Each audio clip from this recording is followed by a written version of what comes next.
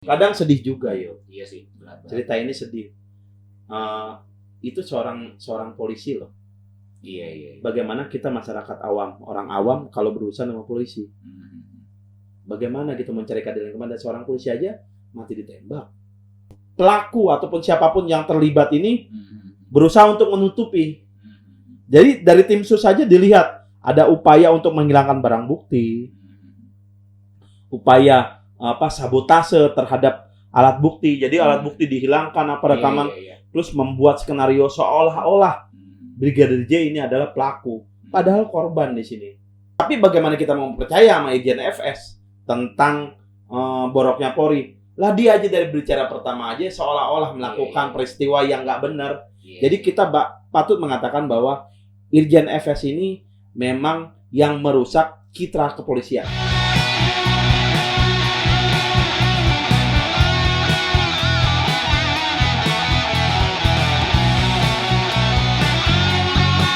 Bongkar bungkus, bongkar. Assalamualaikum warahmatullahi wabarakatuh. Salam sejahtera bagi kita semua, teman-teman rangkum. Apa kabar di rumah? Semoga sehat-sehat selalu dan selalu dalam lindungan Tuhan Yang Maha Esa. Amin. Dan di hari ini balik lagi dengan gue Rio dan Bang Deski dalam Rangkum Podcast, ngebahas santai rangkaian hukum lewat podcast.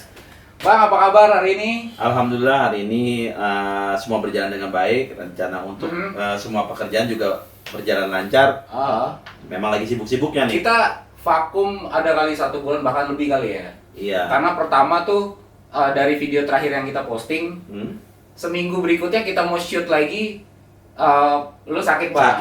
Sakit. Minggu kedua gue yang sakit. Ketiganya Bang John yang sakit. Iya. Setelah sembuh semua, sibuk kita langsung banyak pekerjaan masuk. Wah kacau, lu juga sidang gitu-gitu Bang ya. Iya, karena kan banyak pekerjaan-pekerjaan yang sebelumnya waktu kita sakit kita nggak bisa ngerjain, akhirnya kita jadi kerjain tuh PR semua. Jadi PR kan karena waktu kita sakit itu. Betul. Oke Bang, di hari ini topik ini sangat luar biasa sih menurut gua. Gokil. Ngeri Gokil. Gokil. Jadi topik yang akan kita bahas di video kita kali ini adalah polisi tembak polisi. It's so fucking crazy. Gila banget benar. Damn. Tiba-tiba setelah kita vakum segala macem, tahu-tahu di berita tuh muncul, booming. Salah satu brigadir terbaik di negeri ini tewas. Iya. Ngeri banget. Jadi yang bingungnya kejadian ini yang ditembak polisi, ya. Yang menembak polisi di rumah polisi, yang mati CCTV. Yang mati CCTV. Ya kan? Bikin bingung tuh. Bikin bingung. CCTV yang mati. Oke Bang. Jadi gini, dari banyak perkembangan berita yang simpang siur di masyarakat ini, itu kronologi kejadian itu pertamanya itu agak berbeda dengan yang baru-baru ini. Nah, untuk kronologi yang pertama itu gimana sih Bang? Yang lu tahu tuh tentang, lu kan pasti nyaksiin tentang berita ini kan, update kan lu. Jadi menurut lu gimana sih Bang itu? Jadi mungkin semua kuasa hukum atau penasihat hukum, mau hakim mau jaksa pasti ngikutin karena ini lagi heboh-hebohnya di berita nasional maupun internasional ya. Jadi awal mulanya terjadi pada tanggal 8 Juli. 8 Juli terjadilah tragedi penembakan terhadap Brigadir J di rumah dinas Irjen FS. Yes.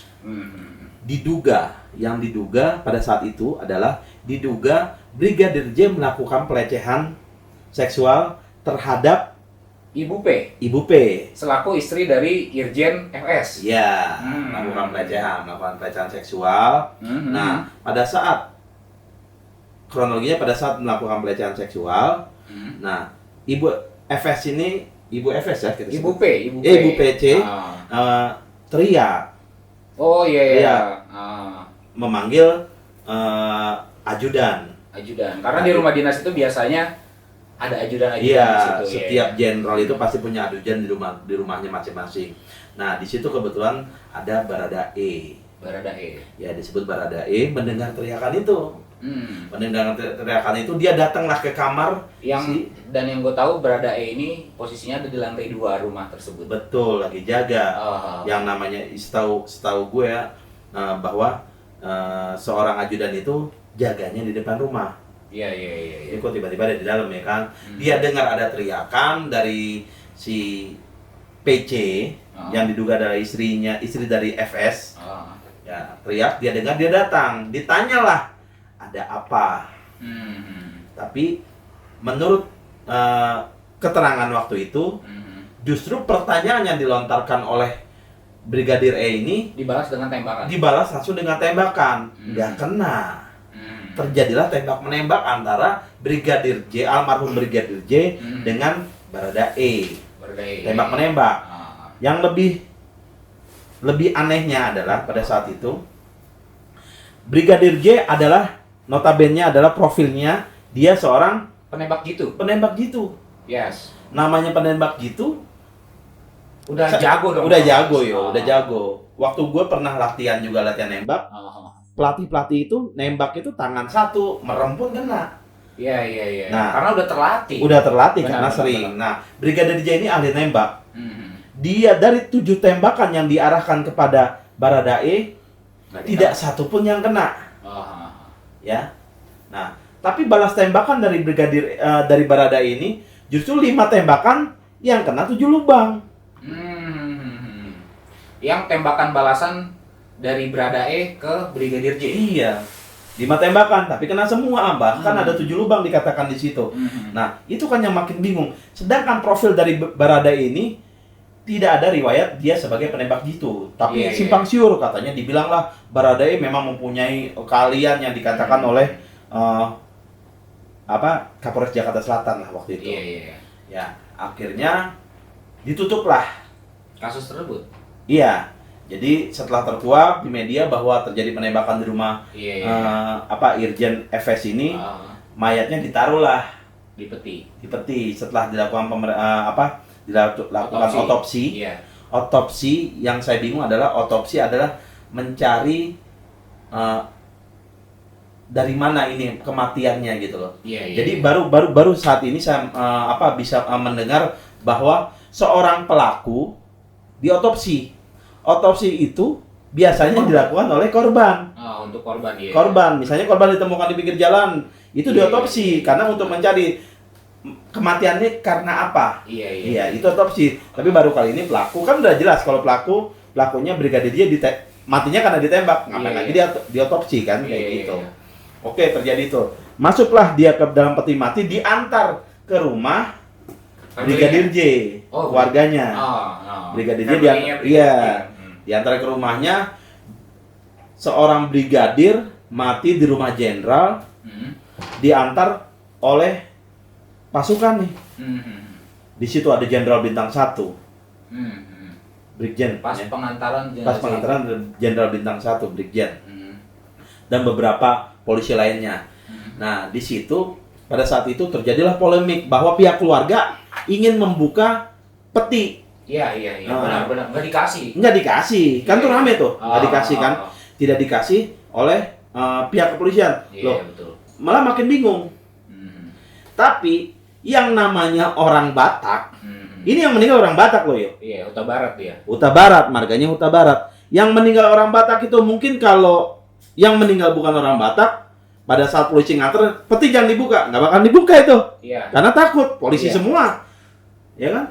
Kalau kata orang-orang awam tuh, orang berpangkat, nggak mungkin lah mereka berani. Tapi karena ini adalah orang Batak, mereka mau melihat. Iya. Matinya nih karena apa? Sampai ibunya bilang, saya mau melihat anak saya. Iya, karena dari kecil saya yang merawat. Betul. Polisi beralasan lah bahwa ini sudah tidak layak dilihat. Karena luka-lukanya, ibunya tetap bersikeras bahwa saya mau melihat, saya merawatnya dari kecil sampai besar, saya mau melihat matinya anak saya. Apapun yang terjadi, saya mau melihat. Akhirnya rame-rame terbuka lah. Seperti itu ya. Seperti itu dibuka. Di situ dilihatlah banyak-banyak kejanggalan. Kejanggalan yang terjadi sehingga keluarga itu histeris semua. Namanya meninggalnya orang Batak yo. Jangankan meninggal yang tidak layak lah gitu. Meninggal bener aja nangisnya udah kencang-kencang. Iya benar. Apalagi ini tidak layak. Betul. Luar biasa yo, tangisan itu luar biasa, pecah di situ, apalagi ibunya yang mengandung. Luar biasa di situ. Tapi ujung-ujungnya kan dia tetap dimakamkan kan Bang ya? Dimakamkan dulu. Dimakamkan. Nah, tapi banyak polemik yang terjadi Iya. setelah pemakaman itu. Karena merasa ada kejanggalan yang Iya. terjadi di situ. Karena pas olah TKP katanya CCTV rusak lah, Ya, hilang ya rekaman hilang segala macam. semua. Jadi banyak yang kejanggalan lah ya. banyak kejanggalan benar. Nah, habis dari situ gue dengar sih akhirnya dibongkar kembali. Bukan. Jadi Bukan. datanglah nih, mungkin keluarganya karena orang Batak, namanya orang Batak kan banyak pengacara. Ketemulah sama pengacaranya, kebetulan bernama Komarudin Simanjuntak. Iya. Masih bere itu ibaratnya dengan si Kota Barat. korban ya. Iya. Datang membela karena keberanian dari pengacara ini. Komarudin ini dia laporkan, dia bicara, speak up di media semua. Akhirnya diterimalah laporan itu oleh pihak kepolisian, Bareskrim, Mabes Polri. Nah, setelah diterima, akhirnya setelah mungkin pengacara ini Komarudin Simanjuntak beserta tim and partnernya, di situ ada Martin Lucas Simanjuntak, pokoknya banyak lah mereka. Akhirnya bersurat lah kemana-mana. Yes. Rame nih. Akhirnya sampai ke presiden. Luar biasa loh. Pada saat itu yang datang, yang benar-benar disurati adalah presiden. Dan akhirnya Mabes Polri melalui, jadi waktu itu yang melakukan konferensi pers adalah ada jenderal di konferensi pers itu ada di antara lain Wakapolri, ya. Komisaris Jenderal Gatot Edi Purnomo, Irwasum Agung Budi Marianto, Kabareskrim, Komisaris Jenderal Agus Andrianto, Kaba Intelkam, Komisaris Jenderal Ahmad Dovin, dan Korbrimob, Komisaris Jenderal Anang Reksandoko, dan Kepala Divisi Hubungan Masyarakat Inspektur Jenderal Dedi Prasetyo. Maka dengan di konferensi pers itu dibentuklah tim sus. Iya. Tim sus yang dibentuklah langsung di bawah Kapolri melalui arahan Presiden Republik Indonesia. Pada saat itu Presiden mengatakan usut tuntas, Bongkar. transparan. Bongkar kasus ini sampai ke akar-akar. Bahkan orang Batak, Luhut Binsar Panjaitan, Menteri Kemaritiman, bilang, periksa, cabut sampai ke akar-akarnya, siapapun backingnya, sikat. Cabut sampai ke akarnya. Ngeri kan? Orang Batak kalau udah bersatu, luar biasa. Akhirnya dilakukanlah pemeriksaan, dibongkarlah mayatnya. Oke, dibongkar lagi. Jenazahnya Diotopsi ulang. Nah, diotopsi ulang itu tidak hanya melibatkan tim forensik dari Mabes Polri, tapi ada perwakilan dari pihak keluarga.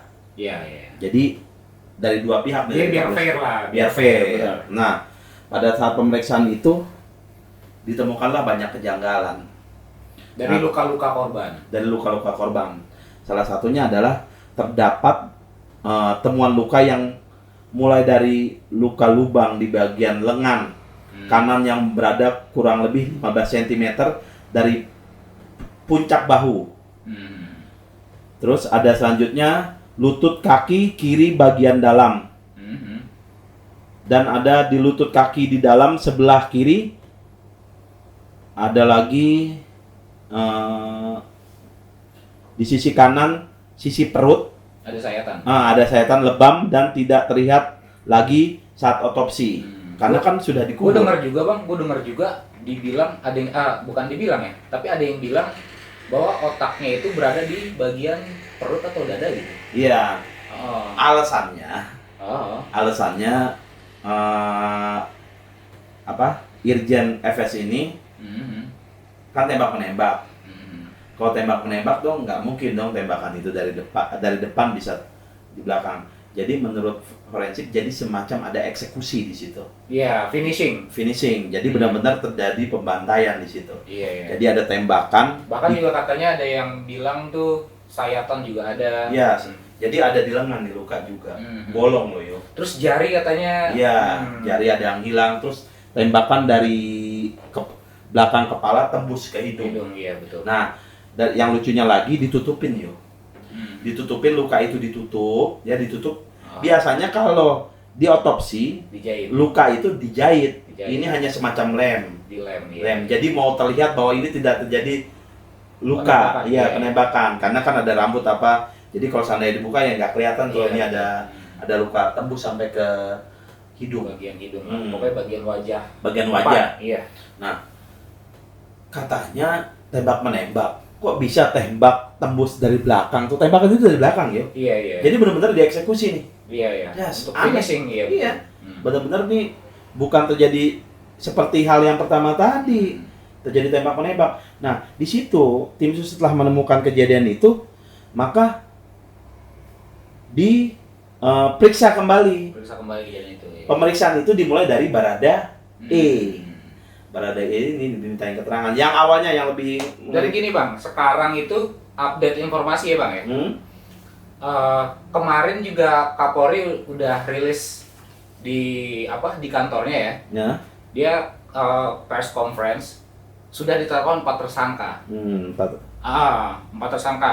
Jadi tersangkanya ini Baradae, terus ada Brib KRR, Ya. KM sama Irjen FS sendiri itu. Iya.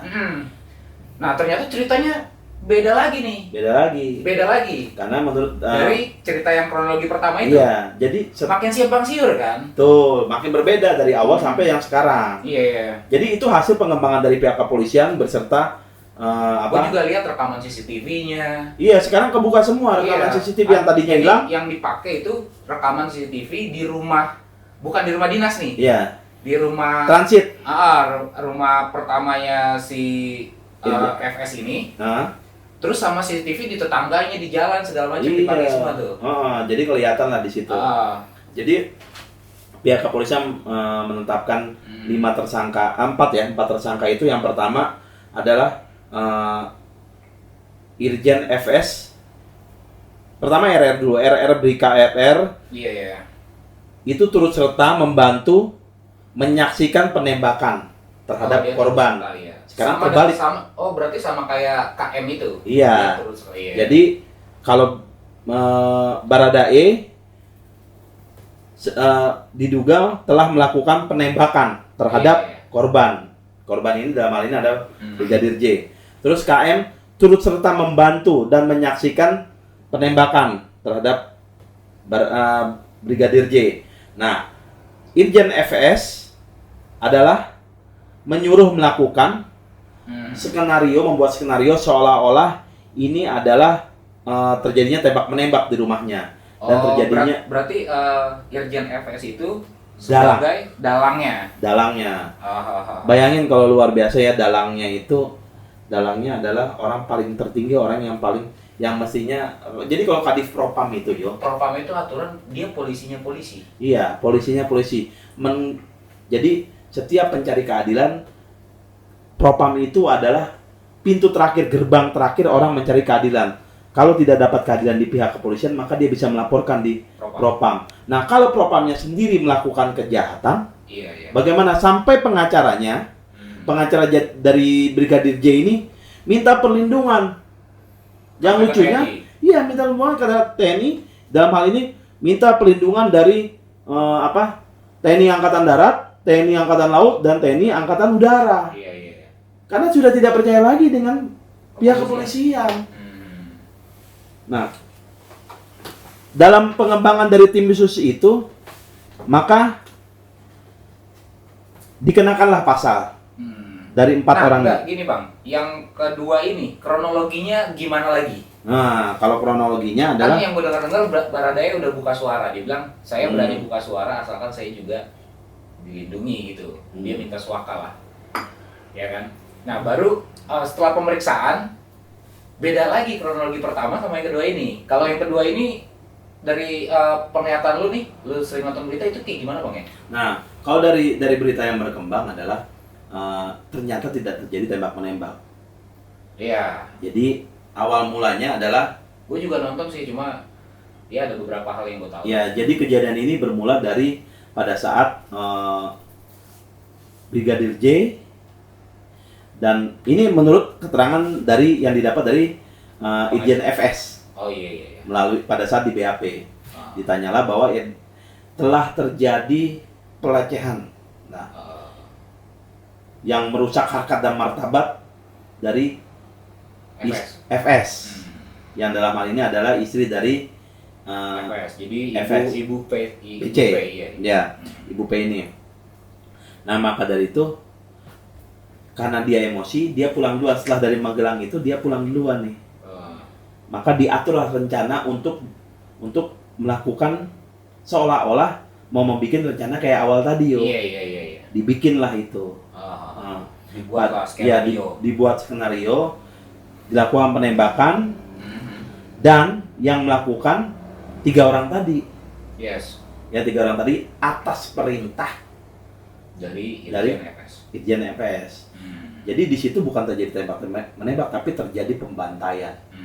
Luar biasa, seorang putra yang berprestasi, brigadir terbaik, mungkin tidak ada lagi loyalitas seperti itu. Apapun alasannya, kalau memang dikatakan melanggar kode etik kan itu ya, mestinya laporkan aja Ferdy Sambo, urus secara benar, biar dihukum gitu, terjadi pelanggaran kode etik, tapi nggak harus dieksekusi. Iya betul. Maka dari itu untuk saat ini motifnya adalah seperti itu, motif karena merasa sakit hati lah. Maka dieksekusi. Tapi ada 2 sudut pandang yang berbeda antara Irjen FS dengan pengacara Brigadir J. Nah, kalau dari sudut pandang pengacara Brigadir J itu beda lagi. Iya. Yang lebih lucu lagi, kalau dari keterangan dari pengacara ataupun kuasa hukum dari Brigadir J dikatakan ada banyak pelanggaran. Jadi jadi dikatakan bahwa FS ini terlibat perselingkuhan. Tidak. Jadi FS ini justru tidak melakukan kesalahan apa-apa.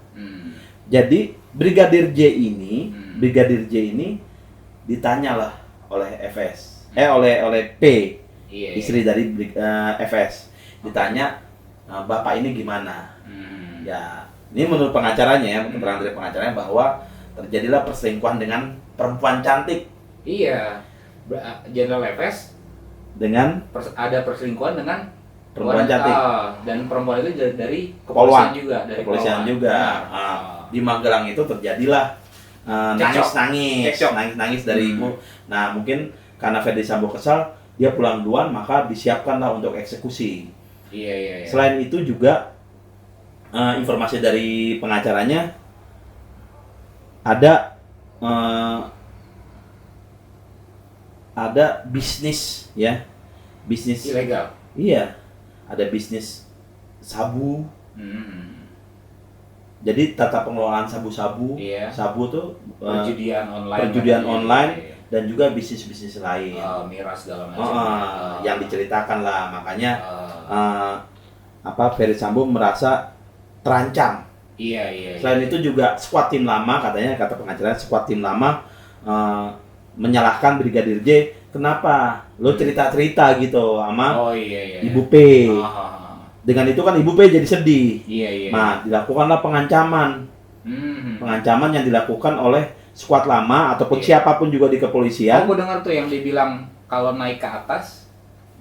Gimana deh Bang? Ada tuh, gue dengar juga. Enggak, jadi dari Brigadir J ini cerita kepada pacarnya. Iya. Telepon bahwa udahlah lo cari aja perempuan laki-laki yang lain pengganti gue, karena umur gue nggak panjang lagi, gue akan dieksekusi, akan dibunuh. Oh, berarti pada saat itu Brigadir J tahu bahwa dirinya akan dibunuh. Karena mungkin ada pengancaman dari orang yang entah siapa, kita untuk saat ini belum bisa belum jelas lah. Jadi terjadi pengancaman, dia akan dibunuh karena dianggap dia menceritakan aib-aib yang dilakukan oleh FS. Nah, setelah itu dari situ terus sampai sekarang berkembang terus sampai saat ini. Motif dari pembunuhan sampai Menko Polhukam aja itu mengatakan ada pelecehan yang tidak bisa dilihat, yang tidak boleh diperlihatkan oleh anak kecil. Iya. Itu ada pelecehan mungkin. Berarti di situ ada aib lah ya. Aib lah yang nggak bisa diceritakan. Dan yang nggak bisa diserap oleh masyarakat umum. Tapi kan dari kuasa hukumnya bilang ini kan tidak boleh disimpan. Ini adalah informasi publik. Harus transparan. Iya, harus transparan, harus dibuka. Gitu loh. Jadi tapi ada benernya juga bahwa selama proses penyidikan ini segala sesuatunya mesti ditutupi dulu. Iya, betul. Jangan sampai buka-bukaan nanti pelaku ataupun siapapun yang terlibat ini berusaha untuk menutupi. Jadi dari tim sus saja dilihat ada upaya untuk menghilangkan barang bukti, upaya sabotase terhadap alat bukti. Jadi alat bukti dihilangkan rekaman, terus membuat skenario seolah-olah Brigadir J ini adalah pelaku, padahal korban di sini. Iya, betul. Jadi itulah yang berkembang sekarang. Jadi, nah terus sekarang ini kan nih Bang, sorry gue potong ya. Sekarang ini proses hukumnya seperti apa Bang ya? proses hukumnya masih penyelidikan, dan minum dulu silakan. Ya. Aus nih kayak terlalu bersemangat cerita sedikit aus nih. Kadang sedih juga yo. Iya sih, benar. Cerita ini sedih. Itu seorang polisi loh. Iya. Bagaimana kita masyarakat awam, orang awam kalau berurusan sama polisi? Bagaimana gitu mencari keadilan kemana? Seorang polisi aja mati ditembak. Jadi dari pengacara Brigadir J ini merupakan berenya dia. Iya. Dia ingin agar Brigadir J ini dijadikan pahlawan kepolisian. Iya. Dibuatkanlah mungkin patung atau apa. Terus dari pengacaranya juga ingin agar rumah Ferry Sambo ini dijadikan museum.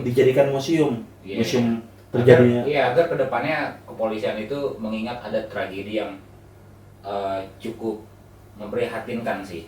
Mungkin di luar negeri ini nggak ada yo gini-gini cerita-cerita gini, mungkin cuma ada dalam film. Ternyata Indonesia hebat loh. Yang merancangnya adalah seorang irjen. Iya, propam lagi. Iya, ngeri banget nggak?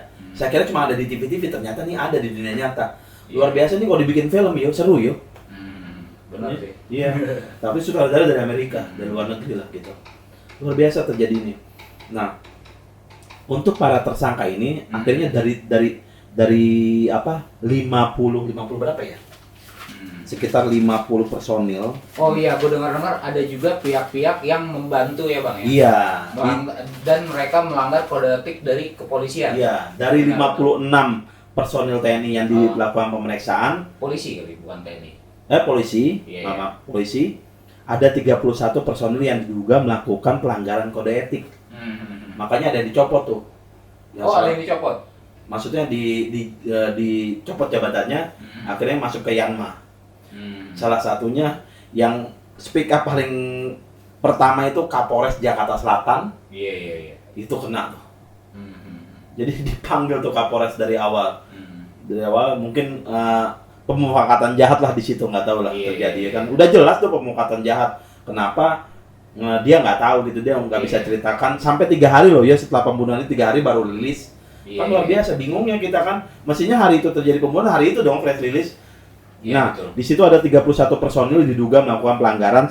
Ada yang pertama adalah ada satu jenderal bintang 2, Irjen FS. Dan ada 2 jenderal bintang 1, 2 komisaris besar, 3 AKBP, 2 kompol, 1 AKP. Jadi ada 31 personil, ini salah satunya termasuk ini semua. Jadi ada yang lain. Jadi ini terjadi pemufakatan yang luar biasa yang diikuti dari. Jadi kalau polisi itu punya ini anak buahnya ini semua nih. Iya. Jadi rentetannya dia itu satu garis ke atas, satu garis ke bawah itu melakukan kejahatan sama-sama. Mestinya bukan sekedar kalau menurut saya bukan sekedar pelanggaran kode etik, tapi ini adalah pemufakatan jahat. Bisa tuh masuk ke pasal 55 juga. Makanya di situ. Iya, karena ada turut serta lah di situ sebenarnya ya. Untuk menutupi kejadian itu. Iya, mestinya semua kena. Iya, betul. Iya, sampai Komnas HAM, Kompol juga Komnas HAM. Terus apalagi ya, Kompolnas juga. Iya. Memberikan memberikan Pernyataan. pernyataan yang salah gitu. Akhirnya semua terbuka sekarang.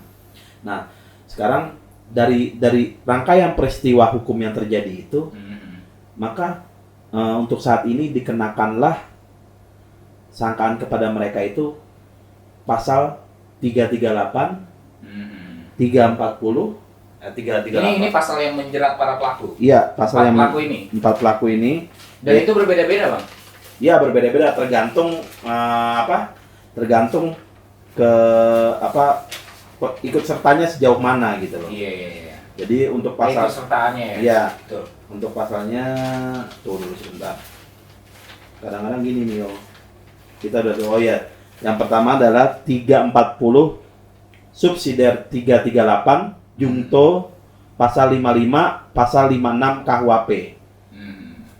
338 apa tuh yo? 338 KUHP adalah pembunuhan. Berencana enggak? Kalau 340 pembunuhan berencana. 340 ya. Jadi 38 mungkin pasal 338 340 930 itu dikenakan kepada Irjen FS. Oh iya. Nah, itu hukumannya apa tuh, Bang? hukumannya mulai dari yang tertinggi adalah hukuman mati seumur hidup sampai dengan 20 tahun. Makanya gini, waktu pertama kan Baradae ini mengaku bahwa dia terjadi tembak-tembakan. Iya. Mungkin pada saat ditahanan ataupun kuasa hukumnya yang baru kan kuasa hukumnya yang lama tuh saya nggak tahu itu mungkin kuasa hukumnya bagaimana nggak mau ngaku gitu Baradae. Nah, hasil kerjasama antara penyidik kepolisian Bareskrim Mabes Polri ya. beserta kuasa hukum yang baru, maka melalui penyidikan yang terus melalui dibujuklah mengakulah Baradae. Iya. Ya mungkin ditakut-takutin gini, ingat nih ancamannya lo kena pasal 338 sampai 340 itu ancamannya hukuman mati lo udah pasti. Tapi kan mungkin Baradae ini merasa di backup sama FS. Iya. Lo tenang aja deh, lo ngaku aja, pokoknya lo aja yang ngaku. Nanti semua gua atur lah. Lo lihat tuh, kasus kilometer 50 semua bisa diatur. Bisa bebas. Ya kan? Kayak gitu. Nah, tapi karena ditakut-takutin. Mungkin pada saat di tahanan apa gimana diomongin mati lo ntar lo. Tapi kan gua dapet backing dari FS. Ya, kalau udah begitu mah atasan mungkin bakalan pasangan gitu. Nah, yang kena lo sendiri hukuman mati lo. Akhirnya dia bicara lah. Iya, dia bicara lah di situ. Dibujuk juga. Nah, di situ bisa Baradae ini mendapat keringanan mungkin yo. Iya. Karena ia berkata terus terang. Tentu dia dalam tekanan. Ada yang gue dengar dia diperintah. Iya. Nah, dia diperintah yang mana kalau misalkan dia nggak menembak, dia yang akan ditembak. Iya. Apalagi gini, ada dan gini, kan kebanyakan bawahan itu di kemungkinan bukan kemungkinan sih, di kepolisian itu sudah disumpah untuk mentaati semua perintah dari atasannya. Iya. Jadi mungkin yang kuasa hukum dari Baradae bisa memakai bahwa ini adalah perintah dan perintah itu tidak bisa dihukum orang yang melakukan perintah yang sedang menjalankan perintah dari atasannya. Terus kemungkinan gini juga Bang, oke, perintah ini misalkan berdampak buruk lah. Dia tahu bahwa ini salah, tapi dia juga nggak berani buat nggak ngelakuinnya karena kemungkinan ada pengancaman di sini. Iya, pengancaman orang kopral gitu kok. Taruhlah kopral gitu, kopral yang nyuruh jenderal nih. Iya. Jangan nanya nyuruh jenderal, nyuruh AKP aja udah kelemar itu. Kesian sebenarnya, kesian juga. Cuma kan tetap dia melakukan kejahatan gitu. Nah, tapi kan karena dia dengan kooperatif memberikan pengakuan, akhirnya dari Baradae ini semuanya terungkap. Dia mengatakan mungkin memberikan keterangan yang akhirnya menjadikan 4 tersangka ini loh gitu. Iya. Nah, dia mengaku iklan. Nah, itu bisa dijadikan untuk meringankan hukuman. Kalau pengacaranya pinter mungkin bisa ngebebasin malah. Iya. Tapi tergantung kan, di situ dilihat skill dari pengacaranya apakah bisa dia membebaskan. Skillnya masing-masing. Tapi untuk meringankan sudah pasti karena dia memberikan keterangan secara benar dan kooperatif. Terus lu udah nonton ini, udah ada ini belum sih Bang? Udah ada press release lagi dari yang terbaru ya, updatean informasi dari kepolisian tentang kasus ini. Kalau sampai dengan hari Kamis ini, sekarang tanggal 11 Agustus itu belum ya. Cuma Bang John udah dengar belum? Belum. Dia juga belum. Karena seharian ini gue habis sidang pengadilan di Jakarta Timur, terus tadi juga meeting ya dengan tim. Cuma yang kita tahu adalah yang terbaru 4 orang ini sudah dijadikan tersangka. Ya, itu terakhir 4 orang sudah dijadikan tersangka. Ya, cuma hukumannya belum di ini ya, belum dirilis ya. Iya. Dia terlibat pasal apa. Kalau pasalnya udah jelas, Udah dari jelas ya. 340 subsidi 338, junto pasal 5556 KUHP itu udah jelas. Nah, tapi ini obrolan warung kopi lah. Iya. Kita sebut ada obrolan warung kopi bahwa kenapa rumah dari Irjen FS ini dijaga Brimob. Sekarang ini. Jadi Brimob tuh. Tadi saya dari Pengadilan Jakarta Timur Pramuka tuh, itu mobil Brimob banyak banget. Gitu. Jadi Bareskrim berusaha menjaga agar yang menjadi TKP dari rumah Irjen FS, rumah dinasnya. iya, dikhawatirkan akan terjadi penyerangan lah, apalah, itu kan simpang siur lah. Jadi ini obrolan warung kopi aja ya. Jadi ada yang bilang bahwa Irjen FS ini mempunyai power dan mempunyai siapa-siapa nih pihak-pihak kepolisian yang punya rapor merah. Dia mau bongkar. Kalau gue sampai dijadikan tersangka, gue akan bongkar Semuanya. Luas di institusi kepolisian. Iya. Tapi bagaimana kita mau percaya sama Irjen FS tentang boroknya Polri? Lah dia aja dari berbicara pertama aja seolah-olah melakukan peristiwa yang nggak benar. Jadi kita patut mengatakan bahwa Irjen FS ini memang yang merusak citra kepolisian. Kita sejauh ini kita bangga loh dengan pihak kepolisian. Iya. Banyak peristiwa hukum, banyak kejadian-kejadian pidana itu yang bisa terselesaikan dari pihak kepolisian. Tapi dengan rusaknya yang dilakukan oleh Irjen FS ini merusak semua. Mudah-mudahan kedepannya pihak kepolisian juga bisa memperbaiki dan ini menjadi awal titik balik. Jadi kalau bisa ini kan Irjen FS ini dari Wakabareskrim sekarang aja yang menggantikan itu dia lebih muda 5 tahun. Lebih muda 5 tahun. Iya. Mestinya kan mulut kacang lah. Iya. Melihat prestasi, nggak tahu lah prestasi juga bener apa enggak. Mungkin prestasi yang dibuat-buat sehingga naiknya mencuat. Nah, masih muda sudah berpangkat Irjen Propam lagi. Iya, propam lagi. Nah, masih arogan tuh. Kan kalau orang udah umur justru lebih wise, lebih bijaksana. Nggak mungkin emosi sampai suruh tembak apa. Nggak sepantasnya lah. Walaupun terjadi seperti apapun juga, sebagai penegak hukum mestinya dia tidak melakukan kejahatan. Jadi menurut lu gini Bang, hikmah yang bisa diambil dari cerita ini apa Bang? Hikmah menurut gua adalah dan juga keinginan lu kedepannya untuk pihak kepolisian gitu Bang. Ya. Jadi dengan adanya kasus ini ya, mayat memang tidak bisa membela diri. Tapi mayat bisa mengatakan bagaimana ia mati. Maka bisa dicari melalui otopsi. Dan kebenaran itu akan terungkap. Kejahatan ini namanya bau busuk pasti akan tercium juga. Nah, itu yang terjadi. Dilalahnya itu memang dibuka oleh Tuhan semua. Iya. Dibuka oleh Allah, terbukalah. Ternyata kebobrokan di pihak kepolisian ini, bayangin loh, sebelum dia jadi Irjen itu kan dia berada di divisi-divisi yang memang strategis. Iya. Mungkin bukan hanya itu yang dilakukan, mungkin juga yang dikatakan oleh kuasa hukum dari Brigadir J benar. Terjadi kelola terhadap sabu, kelola terhadap judi. Bisa jadi. Karena ngebunuh aja dia bisa bikin skenario. Skenario. Mungkin dulu pengen jadi. Tapi kalau menurut lu sutradara. Iya. Tapi gini Bang, untungnya dia nggak jadi sutradara Bang. Kalau dia jadi sutradara Bang, mungkin filmnya nggak ada yang laku. Iya, karena ketahuan. Ketahuan endingnya. Iya. Dari cerita ini Bang, kalau gue hikmah yang bisa gue ambil adalah pentingnya mengedukasi anak dari sejak dini untuk mengontrol emosi Bang. Yep.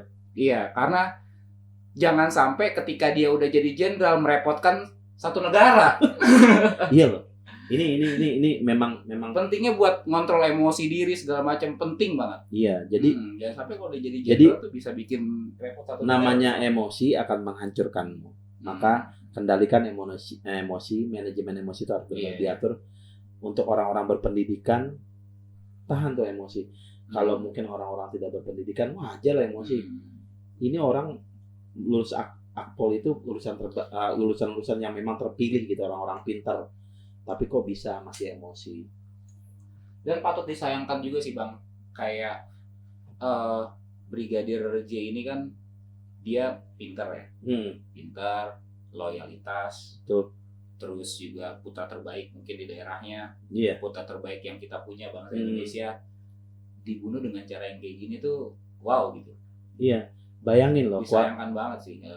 semua orang tergerak, kuasa hukum yang semuanya orang Batak, sampai lulusan dari Universitas Kristen Indonesia itu banyak membela dia, mulai dari Saul Siagian, Johnson Panjaitan, Komarudin, itu semua tuh pengacara-pengacara hebat.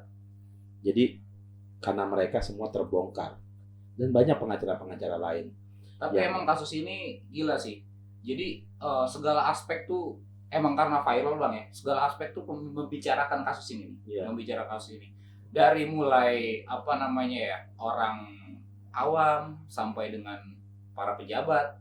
Dari mulai tongkrongan Starling sampai tongkrongan Starbucks. Itu ngebahas kasus ini semua. Ya, alhamdulillahnya ini viral. Jadi inilah kekuatan, benar, kekuatan massa, kekuatan. Nah, kalau hal-hal seperti ini, itu kalau nggak viral mungkin nggak bakalan diurus itu ya. Tapi karena viral, nah disinilah positifnya. Nah, kayak gini nih, yang viral nih, yang positif, yang membangun, membangkitkan rasa keadilan dalam jiwa masyarakat gitu loh. Yang kayak gini perlu dicontoh. Tapi kalau yang lain jangan lah, yang negatif. Oke lah, sebelum kita mengakhiri video kita kali ini Bang ya, izinkan gue untuk mengucapkan kami dari segenap kru dan tim MH Entertainment mengucapkan turut berbela-sungkawa atas kehilangan putra terbaik Brigadir Joshua. Semoga keluarganya diberikan ketabahan. Amin. Ya Bang ya. Dan juga kasus ini terungkap sampai akhir dan transparan, dan untuk para pelaku kejahatan mendapatkan hukuman yang seberat-beratnya. Episode di kepolisian sedang berjalan, kita tunggu episode di pengadilan, karena pengadilan itu bisa terjadi korupsi ataupun penyogokan apa. Mudah-mudahan ini benar-benar diperhatikan. Iya, betul. Karena di kepolisian sudah bagus nih laporannya, tinggal di pengadilan kita lihat apakah keadilan itu akan ditegakkan di negeri ini. Kami segenap rakyat Indonesia masih berharap adanya keadilan di negeri ini. Jadi mohon kepada para penegak hukum, kepolisian, jaksa maupun hakim, tegakkanlah keadilan seadil-adilnya walaupun bumi ini akan runtuh. Oke. Kita akhiri sudah perjumpaan kali ini. Semoga bermanfaat untuk teman-teman rangkum, dan juga kejadian-kejadian ini tidak ada lagi di negeri kita ini. Sudah, akhir kata saya undur diri. Saya Rio dan Bang Deski. Sampai ketemu di video selanjutnya. Bongkar bungkus. Bungkus.